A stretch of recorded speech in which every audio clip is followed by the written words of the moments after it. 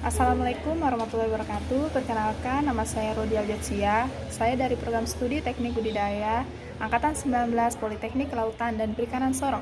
Di sini saya akan mengulas materi dari dosen pengampu saya Bapak Ahmad Farizal, yaitu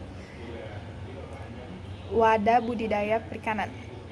Budidaya itu sendiri merupakan suatu kegiatan aquaculture yang meliputi kegiatan membudidayakan atau mempertahankan atau bisa dikatakan kegiatan penambahan populasi dari suatu spesies yang sama agar tidak punah dan dapat digunakan secara keberlangsungan.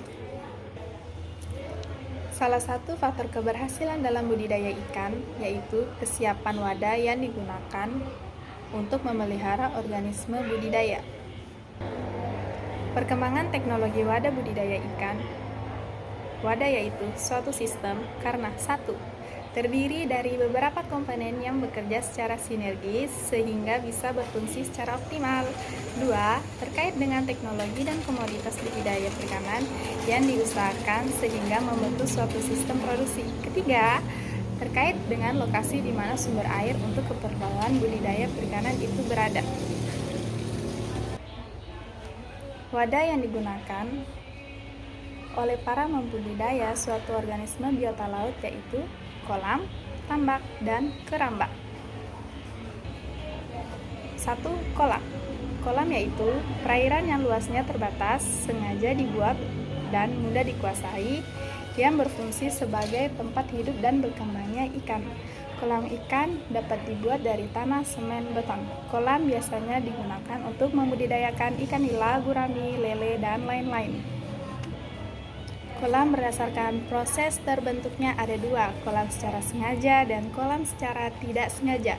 Kolam berdasarkan sumbernya, yaitu kolam pada hujan, kolam mata air, kolam berpengairan setengah teknis, dan kolam berpengairan teknis. Kolam menurut bentuknya, yaitu kolam persegi panjang, kolam bujur sangkar, kolam bulat, dan kolam segitiga.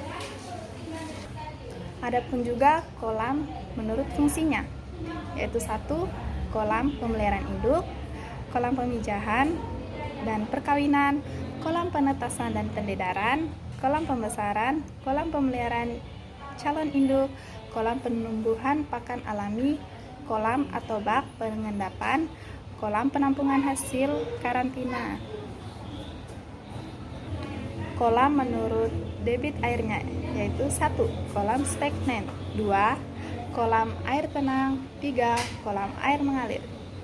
Yang kedua, tambak.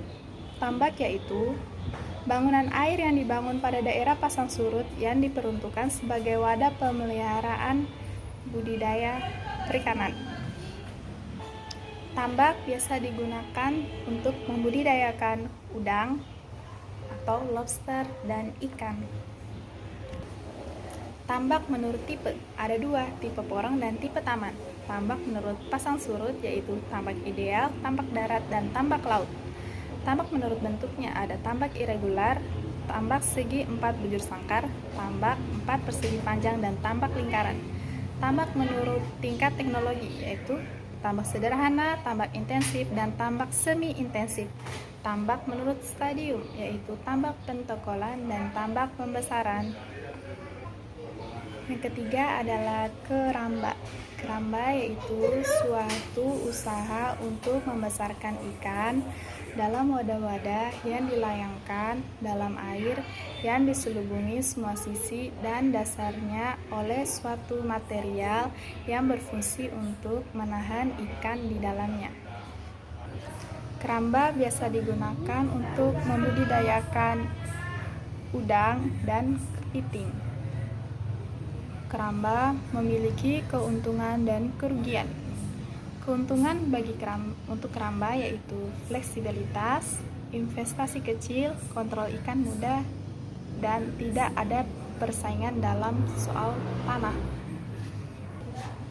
Kerugiannya yaitu 1.